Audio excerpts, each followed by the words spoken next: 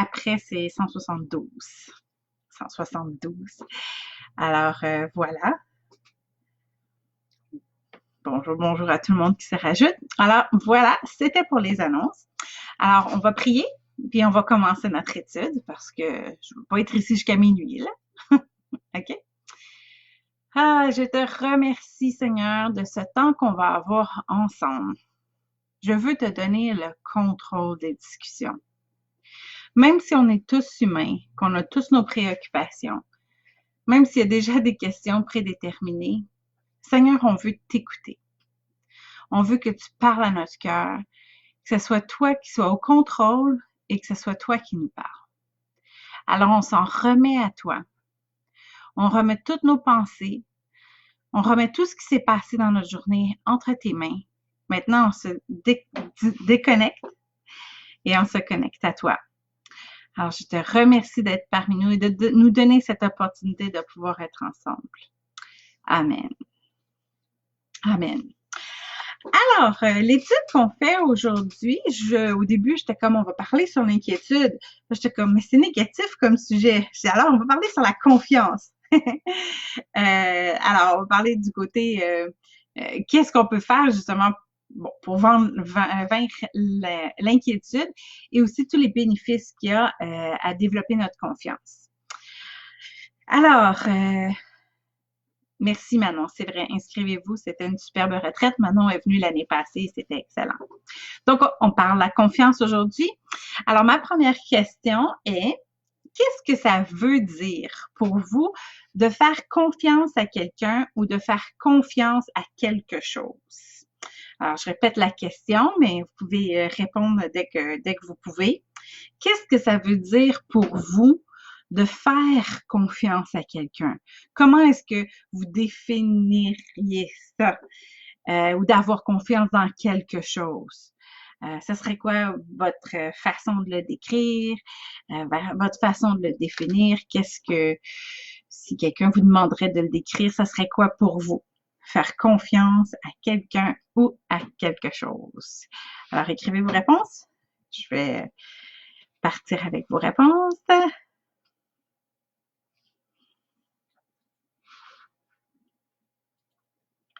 Donc, notre première question aujourd'hui, vu qu'on va parler de la confiance, notre première question, ça va être, c'est qu'est-ce que ça veut dire pour vous de faire confiance à quelqu'un ou de mettre sa confiance en quelque chose?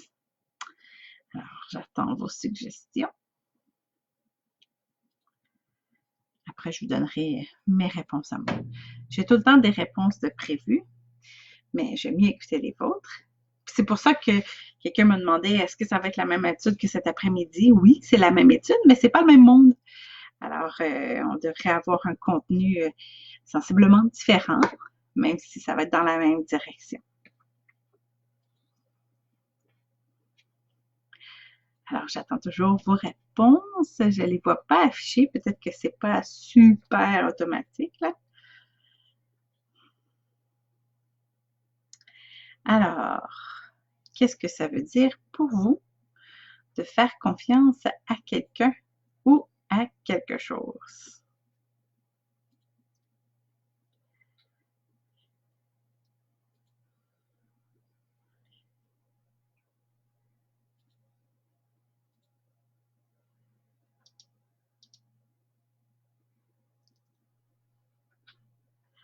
Donc, encore, comme je vous disais, s'il y a des problèmes de connexion, vous pouvez essayer peut-être de réduire la qualité. Ah, voilà, j'ai des réponses. Donc, pour Marie-Tou, c'est s'appuyer sur la personne. La confiance, c'est une forme d'abandon qu'Israël dit. La confiance, c'est de croire que cette chose ou personne peut nous aider et nous apporter une solution. Excellent! On peut faire confiance en quelqu'un quand on sait qu'elle fait toujours ce qu'elle pense qui est le mieux. Ah oui. Elle va toujours faire de son mieux, alors on peut lui faire confiance qu'elle a notre meilleur intérêt à cœur. Excellent. Donc, Carole a dit, elle, Pour elle, faire confiance à quelqu'un, c'est d'être libre, sans avoir peur ou crainte de ses réactions, pas avoir peur de se faire juger ou quoi que ce soit. Excellent.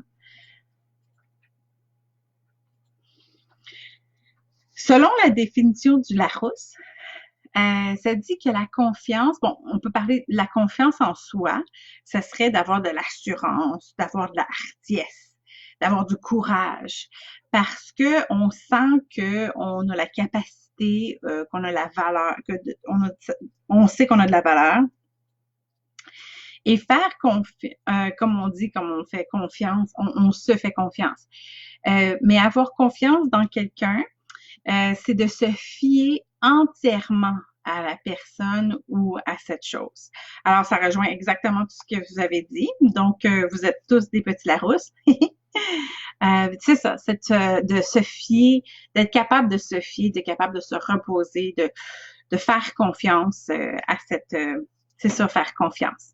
Alors, ma deuxième question pour vous. En tant que chrétien, on le sait, il faut qu'on ait confiance en Dieu. Il faut qu'on mette notre confiance en Dieu. On peut faire confiance à Dieu. Mais ceux qui sont pas chrétiens, ceux qui sont athées, qui croient pas en Dieu, donnez-moi des exemples de c'est quoi, ils vont faire confiance à quoi pour avoir leur sentiment de sécurité. Donc, c'est ça. Alors, si ils peuvent pas avoir leur sentiment de sécurité en Dieu parce qu'ils croient pas en Dieu, ils vont mettre leur confiance dans quoi? Comme je disais cet après-midi, il y a des personnes qui peuvent mettre leur confiance dans leur argent. Tant que leurs économies sont là, ben là, ils se sentent en sécurité. Alors, c'est quoi les autres sujets qui peuvent amener les gens à se sentir en sécurité, selon vous? Moi, j'en ai nommé 4. Je sais qu'il y en a d'autres qui en ont nommé d'autres cet après-midi. Alors, je veux avoir vos réponses. Donc, à part de Dieu, c'est quoi les autres sources que les personnes ont parfois pour baser leur propre sentiment de sécurité? Sur quoi les gens se basent, sur quoi ils font confiance pour j'ai confiance. Si ça va bien, j'ai confiance que tout va bien aller ou quoi que ce soit, ou je me sens en sécurité, je suis confiant en général parce que de telle chose ou telle chose. Alors, est-ce que vous pouvez me donner des sources de confiance que les gens qui n'ont pas Dieu ont? Bon, des fois, peut-être nous aussi, on tombe dans ça, là. Malgré tout, dans la famille. Donc, tant que ma famille va bien, j'ai toujours la possibilité d'aller les voir, fait que ça amène une sécurité. Maintenant, les politiciens, oui, hein, ceux qui sont au Québec, ces temps-ci, on aime beaucoup Legault. On a l'impression qu'il fait bien son travail et il nous met en sécurité et on a l'impression qu'il est au contrôle. D'autres personnes vont se fier à leur horoscope. Hein? Peu importe qu'est-ce qui se passe, si l'horoscope dit telle affaire, effectivement. Les comptes de banque, comme on disait, effectivement. Les médias, c'est vrai. Sauf que si on se fie aux médias pour se sentir en sécurité, non, c'est vrai. Il y a des personnes qui peuvent se fier aux médias parce qu'ils se disent, si on en parle dans les nouvelles, ben au moins je suis informée et quand je suis informée, je me sens en sécurité. Mais effectivement, il y a des personnes qui vont utiliser les médias comme une source de sécurité parce que de ne pas savoir, c'est très insécurisant pour certaines personnes. Il y a oui, comme Israël dit, on peut mettre la confiance sur des personnes autour d'eux ou dans leur propre force. Effectivement, il y a beaucoup de gens ils sont tant que je suis au contrôle, là, je suis correct. Fait qu'ils vont travailler pour essayer de tout contrôler. Ils vont croire que, comme tu dis, Israël, par leur expérience, leur passé ou les talents qu'ils ont, ils sont dans une forme de certaine sécurité. Ils sont au contrôle. Ouais, il y a des personnes, oui, les scientifiques, effectivement, la science, on se sent en sécurité. On va se sentir plus en sécurité quand la science va avoir trouvé un vaccin contre le virus. Ou si la science trouve un médicament, oh, là, je vais me sentir plus en sécurité. Il y a beaucoup de personnes, effectivement, qui dépendent sur la science. T'as raison, Cindy. Sur les amoureux, oui. Tant qu'il y a quelqu'un qui m'aime, moi, je suis correct. Ouais, il y a des personnes qui peuvent se fier beaucoup, effectivement, sur leur conjoint. Dire que si tout va mal, au moins, il y a quelqu'un qui va être là pour s'occuper de moi. C'est vrai, effectivement, ça peut être une source de confiance, une source de sécurité. Effectivement. OK. Maintenant, ma prochaine question.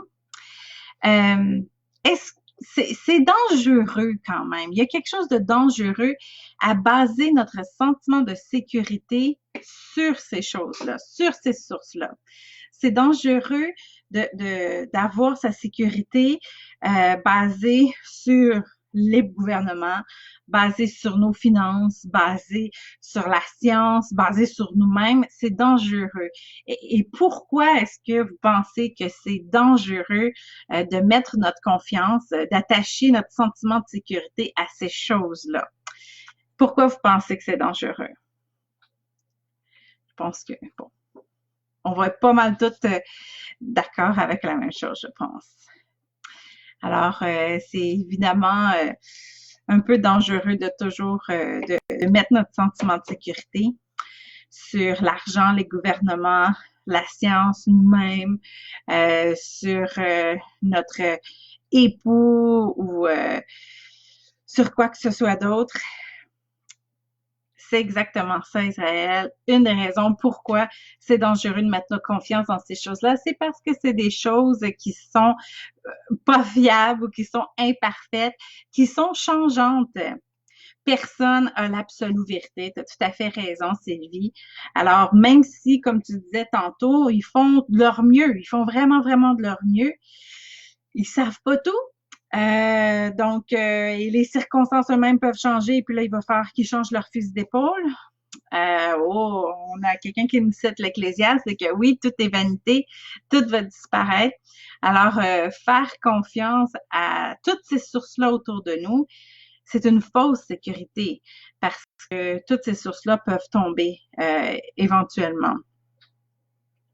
C'est ça. Ils peuvent pourvoir à certains de nos besoins, mais au fin fond, c'est même Dieu qui va les utiliser. Alors, c'est vraiment de se tourner à Dieu. D'ailleurs, j'ai un verset pour vous. Je vais aller vous le copier ici. Moi, j'ai la version Louis II. Mais s'il y en a d'autres qui ont d'autres versions, je sais qu'après-midi, on avait quelqu'un qui nous montrait les mêmes versets dans la version du sommaire et c'était le fun d'avoir une autre version. Fait que si vous avez d'autres versions que vous trouvez qui sont intéressantes, vous pouvez les partager avec nous autres. Mais regardez ce que ce verset-là dit concernant la confiance dans autre chose que Dieu. Se dit, celui qui a confiance dans son propre cœur est un insensé. Mais celui qui marche dans la sagesse sera sauvé. Alors, c'est un peu radical là, comme verset, mais de mettre notre confiance en soi ou dans toute autre chose qui n'est pas sécure, c'est insensé. Je me souviens, il y a quelqu'un qui m'avait dit un jour que pour elle, elle dit « Ah, moi, je suis une fille très terre à terre. » Puis elle dit « Tant que je peux toucher le sol, que je peux me tenir debout, je me sens en sécurité. » Puis en disant ça, il y a eu un tremblement de terre. Puis elle a réalisé que bon, ben je peux même pas me fier sur le sol où est-ce que mes pieds reposent, parce que même ça peut se mettre à bouger, puis que je vais y perdre ma sécurité. Alors c'est ça, il y a vraiment rien dans ce monde qui reste solide, qui peut bouger, alors qui peut être immuable à part Dieu. Alors c'est vraiment ce que la parole de Dieu dit. Que faire confiance en quoi que ce soit d'autre que Dieu, c'est une folie. Alors, revenons à notre sujet. Ça veut dire quoi, alors, concrètement, d'avoir confiance à Dieu? Comment est-ce que vous décririez ça à quelqu'un? Si vous dites, il y a telle situation, ben moi, j'ai confiance en Dieu. Puis là, les gens qui connaissent pas ça, ils diraient, oui, mais qu'est-ce que tu veux dire par là que tu as confiance en Dieu? Comment vous le décririez? C'est quoi pour vous d'avoir confiance en Dieu, de faire confiance à Dieu dans différentes circonstances? Comment est-ce que vous décririez ça? Faire confiance à Dieu. Vu que c'est ça qu'on vient de voir dans les proverbes, de voir que c'est insensé de se fier à quoi que ce soit d'autre. Donc, d'avoir confiance en Dieu, ça serait quoi pour vous? Comment est-ce que vous expliqueriez ça à quelqu'un? Que vous avez confiance en Dieu. Comment vous l'expliqueriez?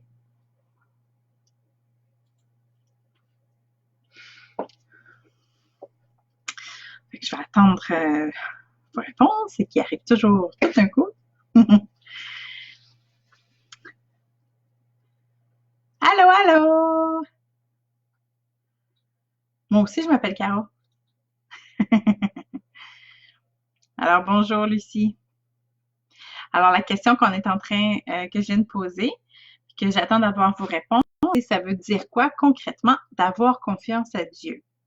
Alors, Marie-Étoile dit, c'est qu'elle s'appuie sur lui, de savoir qu'il est toujours là, que même si tout le monde l'abandonne, Dieu ne va pas l'abandonner.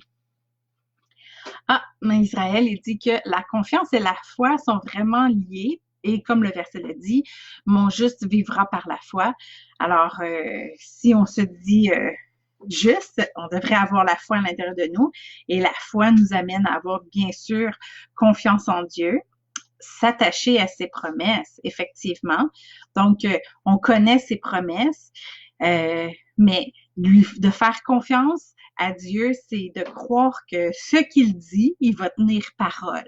Qu'il y a juste une parole, puis c'est ça qu'il a dit qu'il allait faire, alors il va faire exactement ce qui est écrit, parce que c'est ça, il ne ment pas. Alors, on peut effectivement s'attacher à ses promesses, ce qui est donc très nécessaire de prendre le temps de lire la Bible.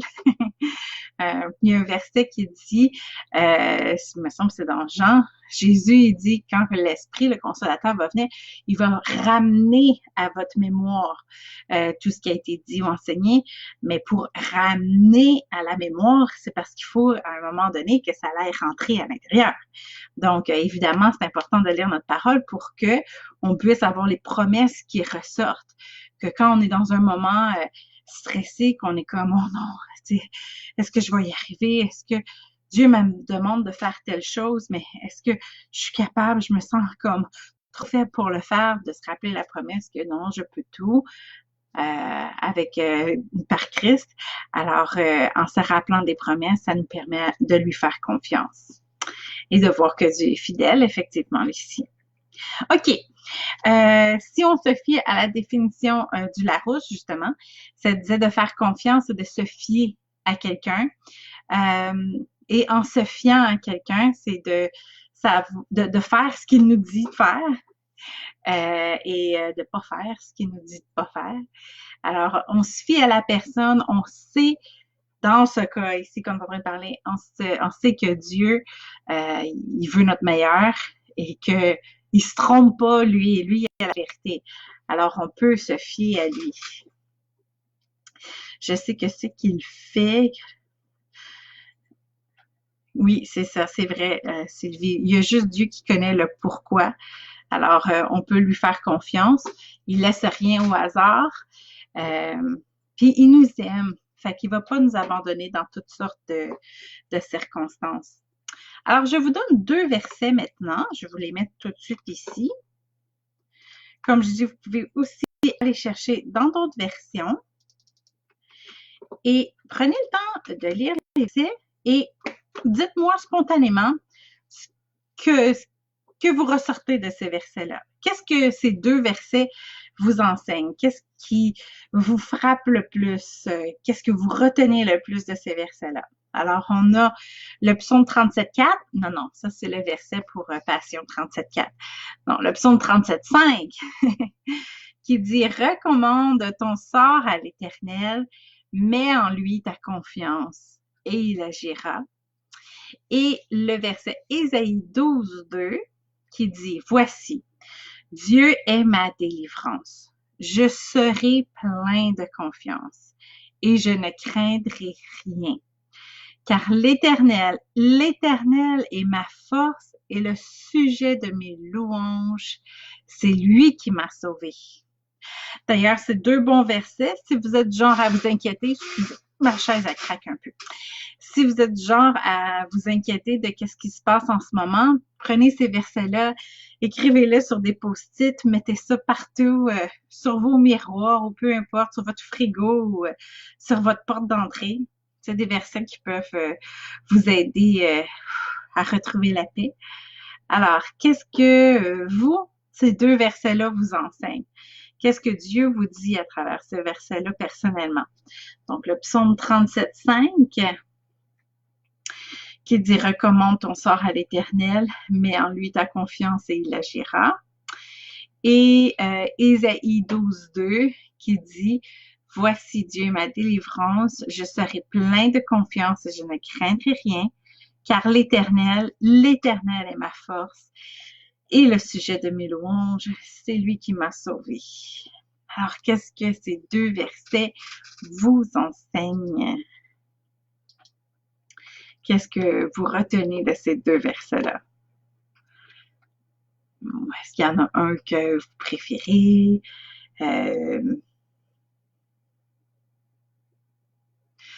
Donc, maintenant, toi, ces versets-là t'encouragent à faire confiance à Dieu en tout temps et en toutes circonstances.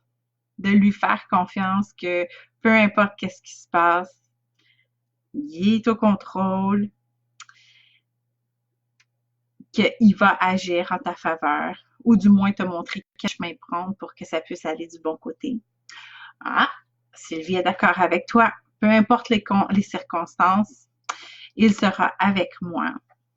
Effectivement. Il ne sera jamais bien loin. Il a promis de ne pas nous abandonner. C'est plus une fois qu'il le met de côté, mais lui ne nous abandonne pas. Israël dit que pour lui, pour que Dieu puisse intervenir, il faut se tourner vers lui et lui faire confiance.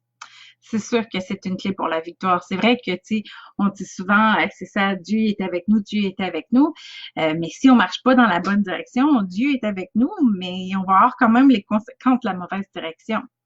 Alors que si on fait confiance à Dieu et qu'on lui demande dans quelle direction tu veux que j'aille, non seulement il va être avec nous, mais il va nous diriger dans le bon chemin pour pas qu'on ait des mauvaises conséquences. Fait que c'est ça aussi, lui faire confiance, c'est d'aller dans la direction que lui nous dit pour qu'on puisse avoir les bons résultats. Lâcher prise, c'est difficile. Faire confiance à Dieu, c'est de lâcher prise et de donner mes problèmes à Dieu. Oui, effectivement. Ça peut être difficile. Pour certaines personnes, on se sent en sécurité quand on est au contrôle de tout ce qui se passe. Mais ce que Dieu nous demande, c'est de lui faire assez confiance pour dire oui, Seigneur, je te le donne. Puis je te le donne sans un élastique, là. C'est pas attaché après un élastique, je te le donne, puis je retire sur l'élastique et ça revient. C'est vraiment, je te le donne, je te le remets entre les mains. Dis-moi ce que tu veux faire de ça. Ça peut être de donner nos problèmes, mais ça peut même être de donner nos talents aussi, hein. On donne à Dieu et on lui fait confiance qu'il va utiliser ça pour notre bien et pour le bien des autres. Qui connaît mieux que toute chose qui doit être fait. Excellent verset. Maintenant, oui, c'est ça. Effectivement, Sylvie, c'est vraiment pas facile. D'ailleurs, il faut des fois le faire plus qu'une fois. Souvent, on donne quelque chose à Dieu. Là, on se sent bien, comme, OK, je l'ai donné à Dieu. Puis là, quelques heures après, on est encore en train de s'inquiéter. Ah non, c'est vrai, je l'avais laissé à Dieu. Je lui avais donné à Dieu. Puis après, quelques heures après, non, c'est vrai, je l'ai remis dans les mains de Dieu. Je pense pas que Dieu soit fâché quand il voit que on est obligé de s'y reprendre à plusieurs fois pour lui donner. L'important, c'est qu'on le fait, qu'on s'approche de lui. Je pense qu'il veut être notre aide là-dedans aussi. Alors, on va parler maintenant de comment on fait pour développer la confiance en Dieu. On a trouvé 3 réponses cet après-midi. Alors, j'aimerais ça entendre vous. C'est quoi que vous faites pour développer votre confiance en Dieu? Alors, c'est quoi les outils que vous utilisez? Comment vous faites pour pouvoir écouter Dieu et juste être, comme on dit, de s'abandonner à lui et tout ça, d'accord, mais c'est une discipline qu'il faut pratiquer pour pouvoir être capable plus facilement de le faire. Alors, qu'est-ce que vous faites, vous? C'est quoi vos trucs ou c'est quoi que vous faites personnellement pour pouvoir développer votre confiance en Dieu? J'aurais même des versets à vous donner là-dessus aussi. Alors, c'est quoi vos méthodes à vous pour développer, pour pouvoir lâcher prise, comme tu dis, Lucie? C'est quoi les méthodes que vous utilisez? C'est quoi qui vous aide? Oh, des temps de prière. Alors, à genoux, à déverser notre cœur à Dieu, ça nous permet de, évidemment, y abandonner à lui nos besoins et de lui faire confiance. Parce que prier, c'est un dialogue. Donc, on dit tout à Dieu, mais on prend le temps d'écouter aussi sa voix. Puis, comme disait tantôt Sébastien, je crois, ça nous permet d'entendre ses promesses et donc de pouvoir avancer. Marie-Tout, elle, c'est lire la parole de Dieu. Plus on lit sa parole, plus on apprend à le connaître, effectivement. Et donc, plus on ressent sa présence, plus on peut lui faire confiance. En fait, c'est comme dans n'importe quelle autre amitié. Comment est-ce qu'on développe notre amitié avec quelqu'un, notre confiance en quelqu'un? Ben, c'est en apprenant à la connaître.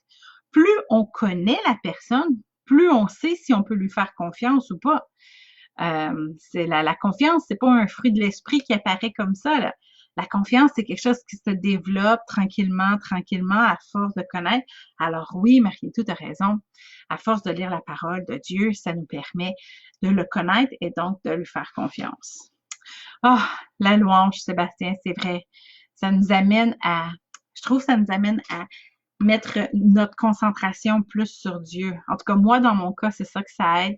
Quand j'ai l'impression que tout se met à crier et à vouloir avoir mon attention, je mets mes écouteurs, je mets de la louange, je rentre dans la louange, puis on dirait que tout disparaît, que je me retrouve toute seule au ciel avec Dieu. Puis ça me donne une façon de l'écouter et donc de développer ma confiance. Tout à fait, tu as vraiment raison. Donc c'était une de mes réponses, j'avais identifié aussi, se nourrir de la parole de Dieu. Je vais vous donner 2 autres versets qui parlent de la confiance et qui peut nous enseigner un petit peu au niveau de comment développer notre notre confiance en même, ça revient même, mais en tout cas. Donc, si on va dans ce verset, dans Ésaïe 35, c'est un verset qu'on entend souvent, ça dit, car ainsi parle le Seigneur l'Éternel, le Saint d'Israël, c'est dans la tranquillité et le repos que sera votre salut. C'est dans le calme et la confiance que sera votre force. Mais vous ne l'avez pas voulu. Souvent, on enlève ce bout-là de verset. En fait, le verset dit, vous ne l'avez pas voulu, puis après, ça continue en disant, vous avez préféré courir à cheval. Fait qu'au fond, vous avez préféré utiliser vos propres méthodes. Mais ce que ça dit ici, c'est que la confiance, c'est de là que va venir notre force. Mais une des façons pour pouvoir trouver cette confiance-là, souvent c'est dans le calme. Souvent c'est dans un temps de repos. Quand on est en train de courir partout, qu'on reçoit plein d'informations, plein de demandes, plein de choses qui nous parlent de partout, on devient comme tellement occupé à l'intérieur qu'on n'arrive plus à entendre sa voix. Et si on n'arrive plus à entendre sa voix, si on perd notre paix, ben c'est sûr qu'on perd la confiance aussi. Donc, le repos, est-ce que c'est quelque chose que vous avez expérimenté? Que votre confiance en Dieu, est-ce que vous trouvez qu'elle grandit quand vous êtes dans des moments de repos, quand que vous êtes, c'est ça.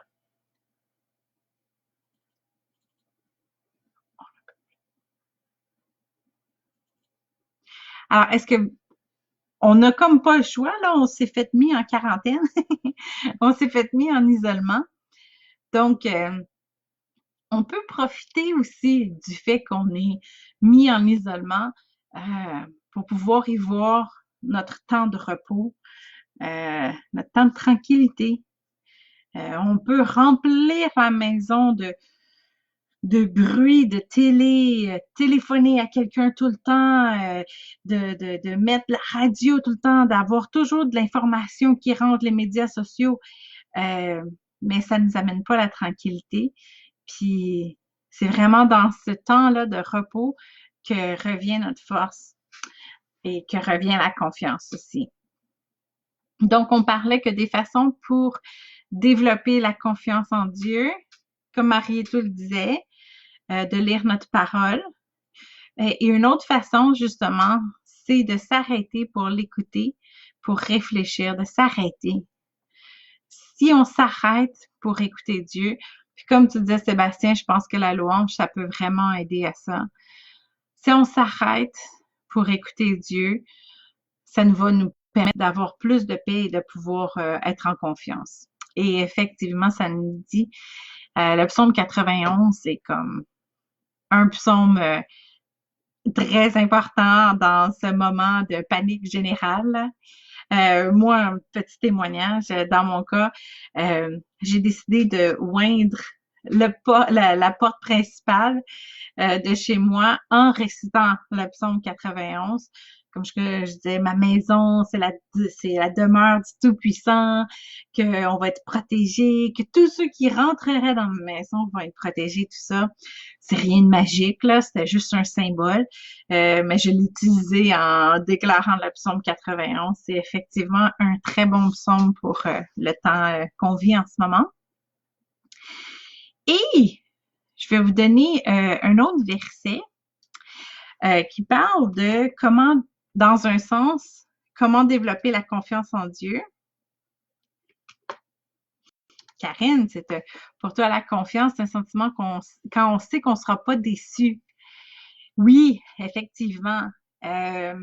Encore là, il faut avoir la bonne attente envers Dieu parce que des fois, c'est la raison pourquoi on est déçu, c'est quand on a des attentes qui sont pas rencontrées. Je pense que des fois, on peut peut-être même avoir des attentes envers Dieu, mais Dieu sait que c'est pas nécessairement la bonne chose pour nous. Et là, nos attentes sont pas rencontrées. Et c'est arrivé des fois qu'on peut être déçu de Dieu ou déçu de sa vitesse, qu'on a l'impression qu'il avance pas à la même vitesse qu'on voudrait. Mais c'est ça, c'est qu'à travers tout ça, c'est de lui faire confiance aussi. Donc, le verset que je viens de vous donner, c'est Paul qui parle dans Philippiens 3:4. Puis il dit, cependant, j'aurais sujet de mettre ma confiance en la chair. Si quelqu'un autre croit pouvoir se confier en la chair, je le puis bien davantage.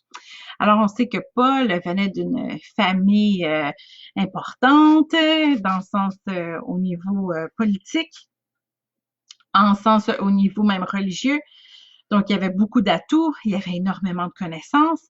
Fait que ce qu'il est en train de se dire, c'est que lui, il aurait eu toute raison de faire confiance à sa chair, à toutes ses expériences et tout ça, mais il a choisi de ne pas mettre sa confiance là-dedans. Alors, une autre façon de développer notre confiance en Dieu, c'est de choisir de ne pas faire confiance aux autres choses. Quand je dis de ne pas faire confiance, c'est pas de rien faire et de rien suivre, de dire je fais confiance à rien. Je vais vous donner un exemple pour rendre les choses très claires. Il y a plusieurs études scientifiques qui disent que la vitamine de zinc, c'est une vitamine qui renforce le système immunitaire. On peut décider donc de dire, bon, dans les temps qui courent, je vais prendre des vitamines de zinc, mettons. Et là, c'est bien. Il n'y a rien de mal à prendre du zinc, là, à moins qu'il y aurait une contre-indication dans votre cas, mais bon. Mais si il y a une journée, tu oublies de prendre ta vitamine de zinc, et là, tu deviens tout angoissé. Tu dis, oh non, j'ai pas pris ma vitamine, ça y est, c'est aujourd'hui que je vais tomber malade parce que je l'ai pas pris. Ben, c'est là qu'on voit que ta confiance n'était pas sur la bonne chose. Si ta source de confiance se met à s'égrener et que ça te rend instable, c'est parce que tu n'avais pas la confiance dans la bonne chose. Alors, c'est correct de prendre toutes sortes de méthodes. C'est comme les investissements. C'est correct de faire des investissements. Mais si quand tu regardes tes investissements, tu vois que les intérêts ont descendu terrible et que là, ça vient tout t'affecter et tu n'arrives plus à l'endormir, c'est parce que tu avais mis vraiment ta confiance. Ton sentiment de sécurité dépendait de cette chose-là. Et c'est là que ça devient pas correct. C'est correct de faire des investissements, mais c'est dangereux de mettre notre sentiment de sécurité dans ces choses-là. Alors, c'est une des choses, tu vois, comme Paul, il dit, moi, j'aurais pu faire confiance à ma chair. Ma sécurité, comment que je me sens, aurait pu être dans tout ce que je connais et dans ma famille et dans tout ça. Mais je choisis de mettre ma confiance, mon sentiment de sécurité, de le mettre en Dieu. Fait que c'est ça. Fait que c'est pas de tout rejeter, mais de se dire, bon, si j'ai pas très bien lavé mes tomates, quand je suis revenue de l'épicerie, ben, je vais pas mourir du virus. C'est comme je vais faire mon possible, mais je vais bénir la nourriture et je vais faire confiance à Dieu qui va s'occuper de tout ce que j'ai pas pu faire. Alors, on devient moins stressé, moins obsédé par toute chose parce qu'on sait que en bout de ligne, Dieu, il a son dernier mot. Dieu, il connaît toutes choses. Alors, oui, effectivement, Dieu est souverain en toutes choses, exactement, Lucie. Alors, c'est comme ça que on peut voir si notre confiance est au bon endroit ou pas, que ça puisse quasiment devenir comme un signal d'alarme. Maintenant, on va continuer à parler de la confiance. J'ai trouvé d'autres versets, puis j'aimerais ça que vous me dites, vous, c'est quoi le signe? Qu'est-ce qui vous prouve que vous avez confiance en Dieu? Comment vous vous sentez? Qu'est-ce qui vous prouve? C'est ça que vous sentez à l'intérieur, vous êtes comme, tu sais quoi, moi, je sais que j'ai confiance en Dieu et comment tu peux le prouver que vraiment tu as mis ta confiance au bon endroit? C'est quoi qui vient pour toi? J'aime beaucoup ton verset, Karine. Se confiant en l'Éternel sont comme une montagne de Sion. Elle ne chancelle pas. Elle est affermie pour toujours. Excellent. Alors, qu'est-ce que vraiment vous prouve que vous avez confiance en Dieu? C'est quoi le signe pour vous que oui, j'ai vraiment confiance en Dieu? Ça peut être tiré d'un verset si vous avez un verset aussi. Sinon, je vais vous en donner aussi. Alors, la paix intérieure, effectivement. Donc, quand on a la paix à l'intérieur, on sait, je prends un verset, bon, on peut prendre ce verset-là pour la paix. Donc, verset qui parle de la confiance, qui dit, tu seras plein de confiance et ton attente ne sera plus vaine. On ne parle pas d'un ou une partenaire ici, là. On espère que l'attente ne sera pas vaine, mais c'est pas de ça du tout qu'il parle, là. Ça dit, tu regarderas autour de toi et tu reposeras en sécurité. Alors, tu vas voir tout le monde paniquer autour de toi, mais toi, à l'intérieur, tu vas être en paix, comme dit Israël. Toi, à l'intérieur, ton cœur va reposer en sécurité. Même si tout est en train d'être effrayant, qu'on rajoute le nombre de cas, on rajoute le nombre de morts, tout ça, tout le monde panique autour. Toi, tu es en paix, tu es bien relax, tu te sens en sécurité parce que ta sécurité est basée sur quelque chose qui est plus grand que ce monde. Et cette chose-là, c'est une chose qui ne bouge pas et c'est Dieu. Alors, effectivement. Ésaïe 40, 31. Oh, attends, je ne l'ai pas écrit celui-là. C'est quoi ça, Ésaïe 40, 31? Je ne l'ai pas écrit. Tu l'as-tu pas loin, Sébastien? Ésaïe 40, 31. Attends, je vais aller le trouver. Je suis curieuse. Ésaïe 40, 31. Ésaïe 40, 31. Celui qui se confie en l'Éternel renouvelle leur force. Ils prennent leur vol comme les aigles, ils courent et ne se lassent pas. Ils marchent et ne se fatiguent pas. Tiens, je vais le mettre ici. Alors, effectivement, je ne l'avais pas noté celle-là, mais effectivement, quand on a confiance en Dieu, on est plein de force, on est affermi, puis on est capable de courir, de pas se fatiguer. C'est vrai que quand on est là, vraiment fatigué, des fois, c'est pas juste une fatigue physique. Des fois, c'est une fatigue spirituelle ou une fatigue de l'âme. Puis quand on est constamment préoccupé dans nos pensées, ça devient épuisant. Et effectivement, tu as raison. Avec ce verset-là, ça nous montre vraiment que quand on est capable d'avoir confiance en Dieu, qu'on est capable de s'appuyer sur lui, ça nous donne de la force. D'ailleurs, j'ai cet autre verset-là aussi ici. Tous des versets que vous pouvez garder, puis que vous pouvez accrocher partout si vous avez besoin de confiance ces temps-ci.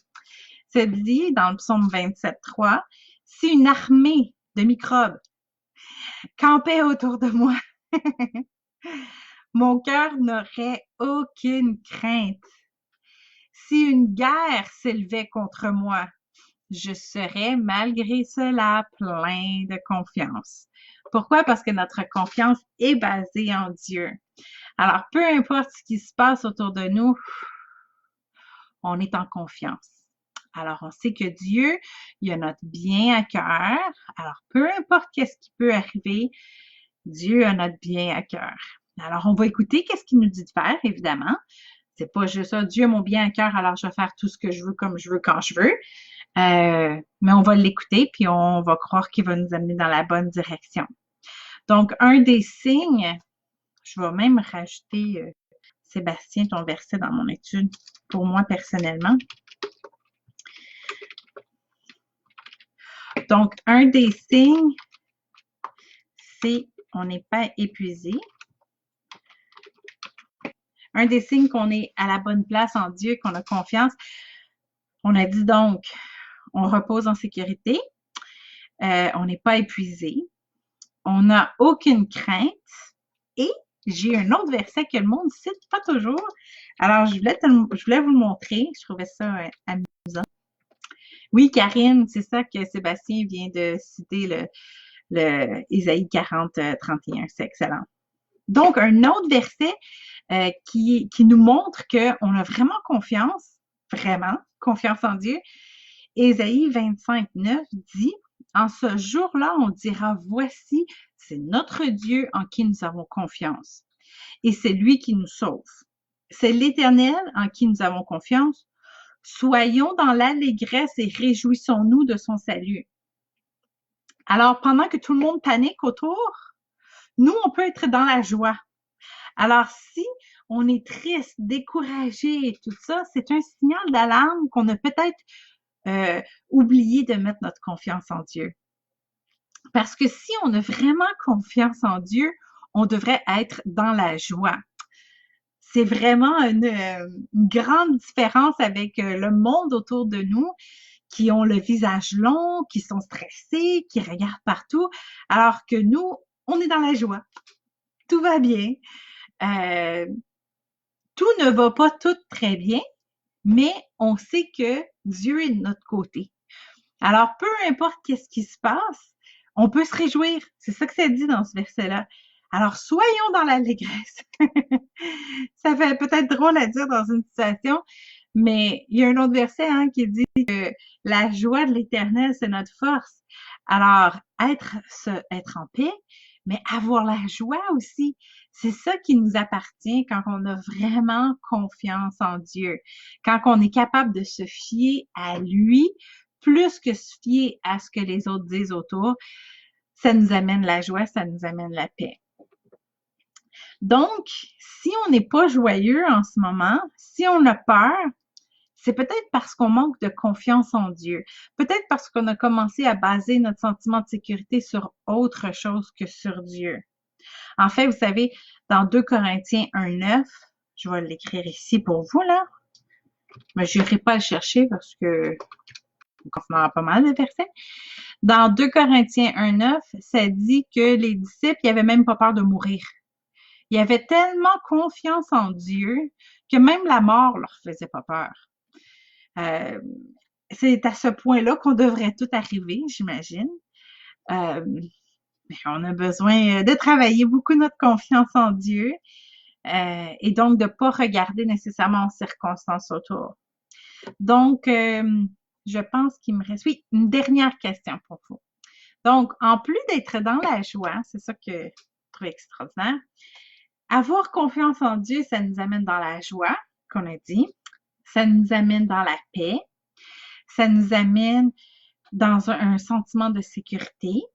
Ça nous amène aussi à ne pas être fatigué, comme Sébastien l'a mentionné. Mais ça amène autre chose aussi. Il y a un autre bénéfice même deux bénéfices qu'on va voir. Qu'est-ce que vous pensez de ce verset-là? Avez-vous déjà essayé de trouver la définition de qu'est-ce que ça veut dire être imputé à justice? Ça dit, Abraham eut confiance en l'Éternel qui le lui imputa à justice. Avez-vous déjà essayé de chercher la définition exacte de qu'est-ce que ça veut dire, d'où ça vient, à quoi ça fait référence, l'expression imputé à justice? Est-ce qu'il y a quelqu'un qui a déjà cherché, qui a déjà trouvé une définition à ça? Est-ce qu'il y a déjà quelqu'un qui s'est dit, ouais, ça veut dire quoi ça, être imputé à justice? Est-ce que vous pouvez me donner, vous, c'est quoi? Est-ce que vous avez déjà fait un peu une recherche sur le sujet? Parce qu'évidemment, moi, j'ai fait une petite recherche et ce que j'ai découvert, j'ai trouvé ça absolument formidable. Alors, je voudrais savoir si je suis la seule à avoir fait cette recherche-là. Alors, donnez-moi des nouvelles. Est-ce que vous êtes au courant de qu'est-ce que ça veut dire? Est-ce qu'il y a quelqu'un ici qui travaille en comptabilité, qui a une idée de c'est quoi le mot imputé?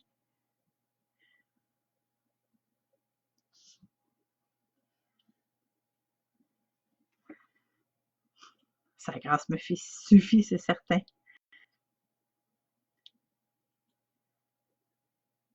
Tout à fait, Karine.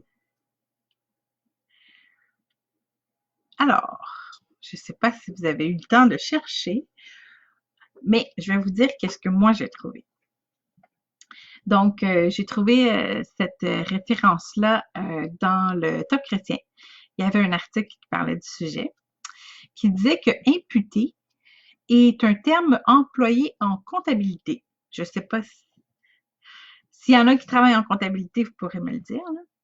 Ça dit c'est de mettre au compte de, c'est de créditer.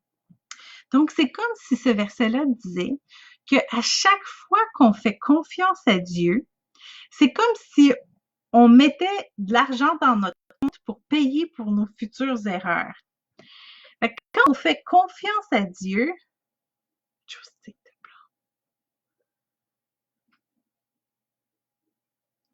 alors quand on fait confiance à Dieu, dans un sens, ça prouve notre foi. Et comme on le voit dans le contexte du verset, ça attire la faveur de Dieu envers nous. Je me souviens qu'il y a quelqu'un qui décrivait la grâce de Dieu.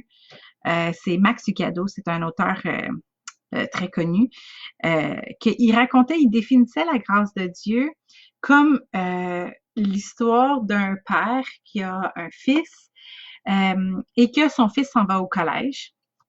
Et son père, en partant, lui dit tiens, mon fils, je te donne une carte de crédit. La carte de crédit est à mon nom, mais je veux que tu la gardes. Et donc, s'il arrive quoi que ce soit, tu prends la carte de crédit, tu te poses pas de questions, tu te dis pas oh, j'aurai pas l'argent de payer ça, tu utilises la carte de crédit, puis c'est moi qui vais recevoir le compte.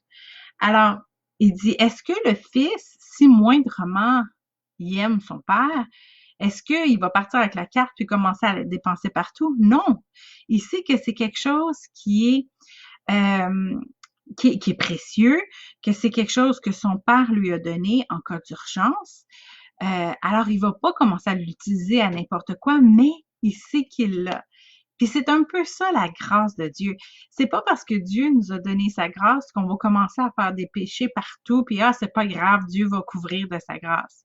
Non, c'est de savoir que si on fait une erreur, que si on fait quelque chose qui est pas dans sa volonté, qu'on sait qu'on va pouvoir demander pardon, qu'on va pouvoir retourner à l'état où est-ce qu'on était. Alors, quand on parle dans Genèse 15:6, ça dit Abraham eut confiance en l'Éternel, ce qui lui imputa à justice. Ça veut dire qu'à cause qu'il a eu confiance en Dieu, c'est comme si Dieu lui avait donné cette carte de crédit, cette grâce-là, sachant que peu importe qu'est-ce qui va arriver dans le futur, on a la faveur de Dieu maintenant. À cause qu'on a eu confiance en lui, à cause qu'on continue à avoir confiance en lui, on a la faveur de Dieu. On a vraiment Dieu de notre côté. Il y a quelqu'un qui citait cet après-midi Hébreux 11 qui dit que il faut avoir la foi pour plaire à Dieu. Alors, quand on démontre notre foi, comme disait Israël, quand on a cette confiance en l'Éternel, ça nous amène à avoir la faveur de Dieu sur nous. Fait que, ce qu'on disait tantôt, c'est que non seulement avoir confiance à Dieu nous donne la paix, la joie, que avoir la confiance à Dieu nous amène un sentiment de sécurité, nous amène à être moins fatigués et tout ça, mais en plus, ça nous donne la faveur de Dieu. Et un autre point que ça nous apporte d'avoir confiance en Dieu, je vous donne, c'est dans 2 Rois 18, 5.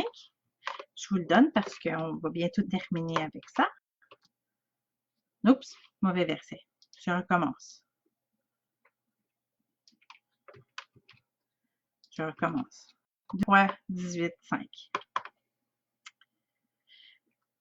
Ça parle du roi Ézéchias et ça dit que à cause que Ézéchias avait confiance en l'Éternel, ça dit qu'il n'y avait aucun autre roi qui était semblable à lui jusqu'à présent. Et dans le verset 7, ça dit que à cause que Ézéchias avait confiance en l'Éternel, il réussit dans toutes ses entreprises. Donc, vraiment, d'avoir confiance en Dieu, ça nous donne la faveur de Dieu, mais ça nous amène aussi à avoir du succès dans tout ce qu'on entreprend. J'imagine parce que justement, avoir la paix, ça nous permet de mieux entendre qu'est-ce que Dieu dit. C'est ça. Je vois plus de commentaires. Enfin, je ne sais pas s'il y a un problème de connexion. En tout cas, alors je vais bientôt terminer avec ça parce que peut-être que, je sais pas, peut-être la connexion a de la difficulté. Alors, je veux pas... voilà. Alors, je termine avec ça. Dans le pire des cas, vous pourrez voir la fin du vidéo en différé. Donc, c'est ça. Dans Romains 18, verset 5, ça dit qu'à cause que le roi Ézéchias a fait confiance à l'Éternel, il n'y en a eu plus de semblable à lui. Et dans le verset 7, ça dit qu'elle réussit dans toutes ses entreprises. Donc, avoir confiance en Dieu, ça te donne même du succès dans tes entreprises. Alors, il faut donc faire vraiment attention à ce qui rentre dans notre tête. Ah, ok, merci Céline. Il faut vraiment faire attention à ce qui rentre dans notre tête. Et si on arrivait à lire davantage notre Bible que ce qu'on lit sur les médias sociaux, par exemple, est-ce que notre confiance serait mieux placée, peut-être? Si, mettons, on a perdu notre joie, qu'on est épuisé dans nos pensées, si, mettons, que on se sent plus en sécurité et qu'on est rongé d'inquiétude, ça devrait être un signal d'alarme pour nous dire, attends, est-ce que j'ai commencé ma confiance en dehors de Dieu? Est-ce que je suis en train de placer mon sentiment de sécurité sur la science? Est-ce que je suis en train de placer mon sentiment de sécurité sur mes investissements ou quoi que ce soit? Ou est-ce que mon sentiment de sécurité dépend vraiment de Dieu? Alors, vraiment, de demander à Dieu de nous faire réaliser où est-ce qu'on met en ce moment notre confiance. Est-ce qu'elle est totalement sur Dieu? C'est correct de faire confiance à certaines autres petites affaires, mais est-ce qu'on fait vraiment confiance à Dieu en toutes circonstances? Est-ce qu'il est notre source principale de sécurité?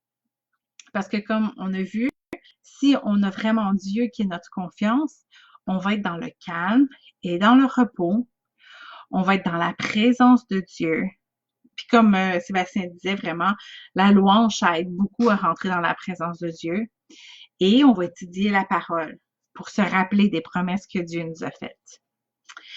Alors oui, Karine, exactement. si on se confie en Dieu puis qu'on on s'appuie pas sur notre sagesse, exactement comme Paul disait tantôt, il va nous donner le succès, il va nous donner l'en-faveur dans qu'est-ce qu'on fait.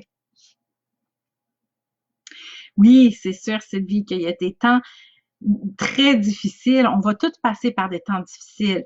Mais ce que Dieu nous montre, quand on voit même que Jésus, il dormait dans la tempête, c'est que il va, Dieu n'empêchera pas les tempêtes. Il va avoir plein de tempêtes à l'extérieur. Mais Dieu ne peut pas qu'il y ait une tempête dans notre cœur. C'est là que vient notre sécurité. Il n'y a rien qui peut nous déstabiliser quand on a les deux pieds sur le rocher. Alors, c'est un rocher, Jésus, qui ne change pas. Et peu importe les circonstances, moi, j'ai toujours l'idée dans la tête, là, ces chrétiens-là qui étaient dans la reine, qui étaient sur le point d'aller se faire manger par des lions, là, mais ils étaient en confiance parce qu'ils savaient que même s'ils allaient, là, dans les prochaines minutes, souffrir de la mort la plus terrible, ils étaient capables d'avoir un sourire de se dire, bon, ben, je m'en vais rejoindre mon Seigneur. Il avait pas peur de la mort à cette époque-là. Donc, il avait pas peur des circonstances extérieures parce qu'il y avait confiance que Dieu avait le meilleur pour eux. Alors, c'est avoir la confiance. C'est de pas s'attendre à ce que tout aille bien. Puis comme je disais, c'est comme, il peut avoir une tempête autour de nous, mais nous, ça ne va pas faire la tempête dans notre cœur. Notre cœur va être stable, va être fondé sur le rocher. Puis même si tout s'écroule, c'est comme ça qu'on peut garder le sourire, puis de dire, c'est terrible. Ben oui, c'est terrible. Peut-être que tous mes investissements sont partis en fumée. C'est terrible, mais c'est pas grave. Dieu va pourvoir. Ça dit toujours que Dieu pourvoit, alors Dieu va pourvoir. Puis même s'il le faisait pas, Dieu, il est bon. Puis Dieu, c'est lui qui m'amène ma paix, puis qui m'amène ma joie, puis qui m'amène mon sentiment de sécurité. Puis oui, tu disais, Sylvie, que c'est ça que tu aspires à avoir. Ben, une des meilleures façons pour développer cette foi-là, cette confiance, c'est même pas quelque chose qu'il faut se forcer. C'est quelque chose qu'il faut s'abandonner à Dieu.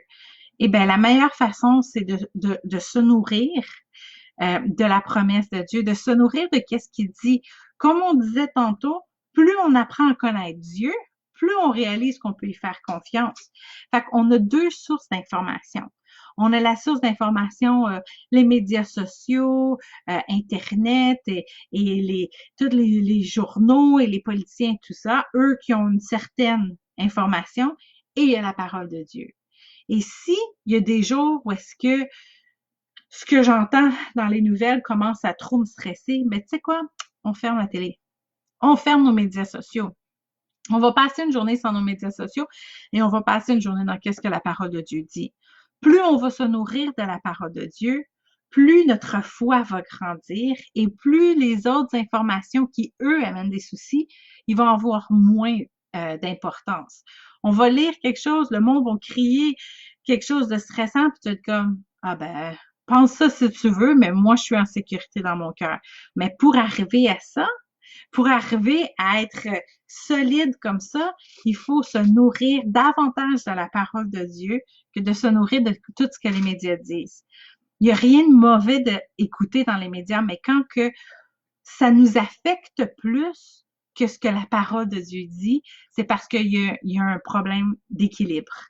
Alors, c'est important des fois de rétablir notre équilibre. Moi, je vais vous avouer que avec ce que mes parents me disaient, avec ce que j'entendais de l'école de mon fils, de ça, j'avais comme tellement d'informations qui étaient bombardées que je me sentais un petit peu comme inquiète qui commençait à venir. Alors, ce que j'ai fait, je dis, OK, demain, j'écoute rien.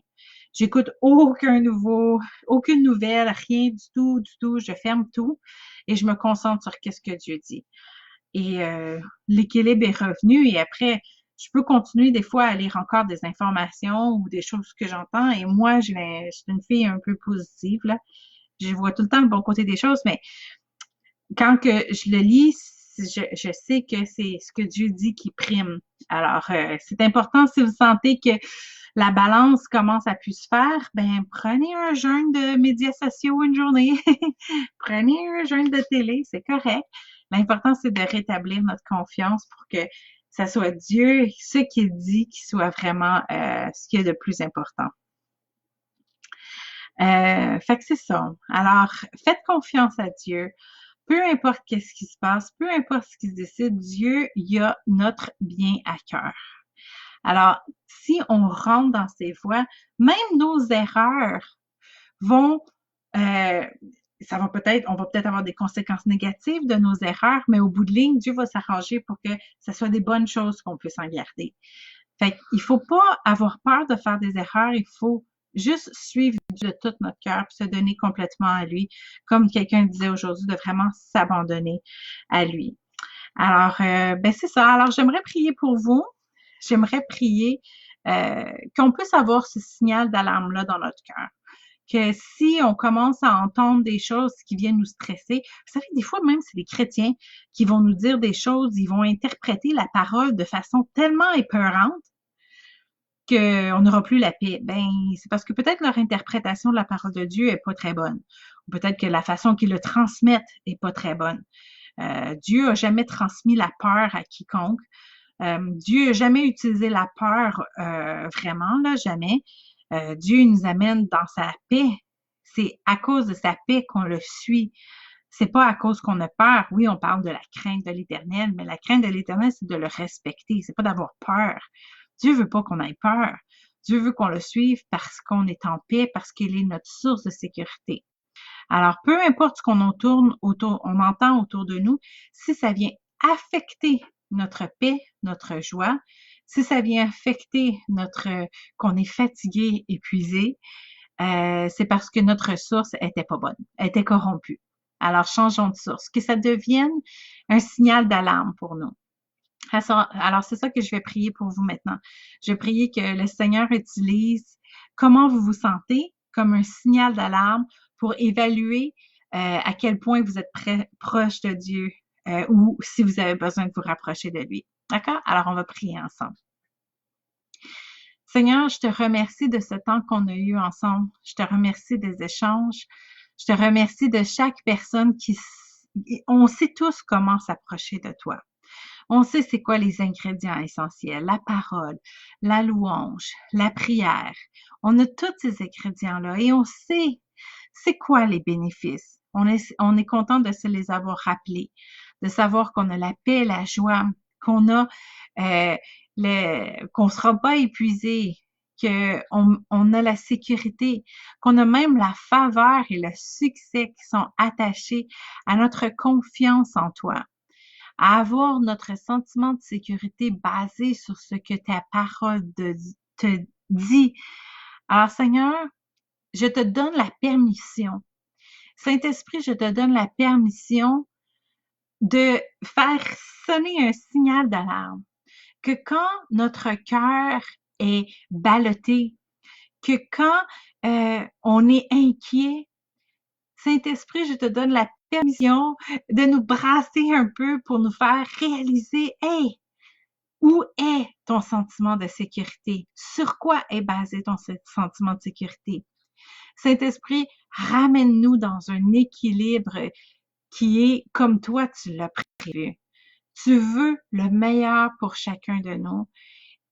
Et c'est dans ça que je veux que chacun de nous puisse marcher.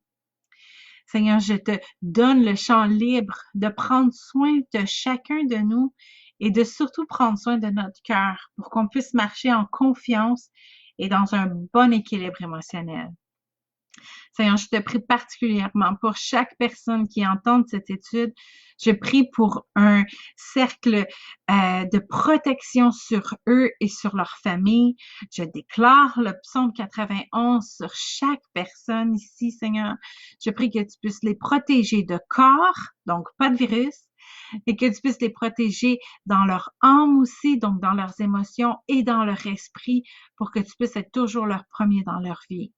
Seigneur, je te remercie de tout ce qu'on peut réclamer, de toutes les promesses que tu nous as données et que peu importe la distance, tu es avec chacun de nous.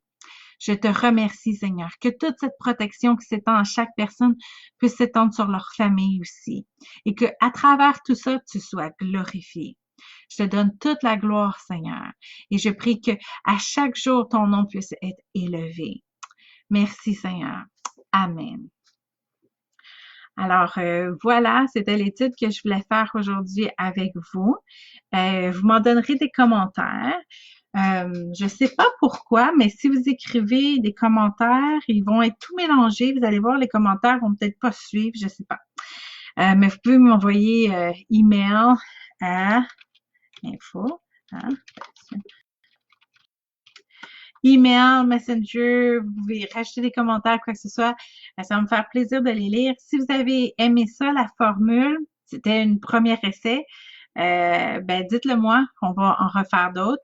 Si vous avez éprouvé des problèmes au niveau de la connexion ou de quoi que ce soit, dites-le moi, je vais voir si c'est des choses que je peux améliorer. Et sinon, on va essayer de faire un jeu biblique jeudi. Encore là, on n'a jamais fait ça, alors on va essayer quelque chose. Je pense que ça va être assez divertissant. Alors, que vous soyez très bon dans votre parole ou que vous vouliez juste voir ou essayer, il n'y a pas de problème. On va juste avoir un temps divertissant. Comme d'habitude, je vais en faire un dans l'après-midi pour ceux qui nous suivent surtout en Afrique et en Europe. Mais si vous êtes du Québec, vous pouvez très bien venir en après-midi aussi et en soirée. Et pour rendre la chose intéressante, j'ai fait 2 séries de questions. Donc, si vous participez en l'après-midi, les questions du soir, ce ne sera pas les mêmes non plus. Alors, voilà. Alors, j'espère vous voir jeudi ou à un autre étude publique selon les commentaires qu'on va avoir eu. Alors, merci beaucoup. Restez connectés au Seigneur et je sais que Dieu va être avec vous à travers toute cette histoire-là. Bonne soirée tout le monde!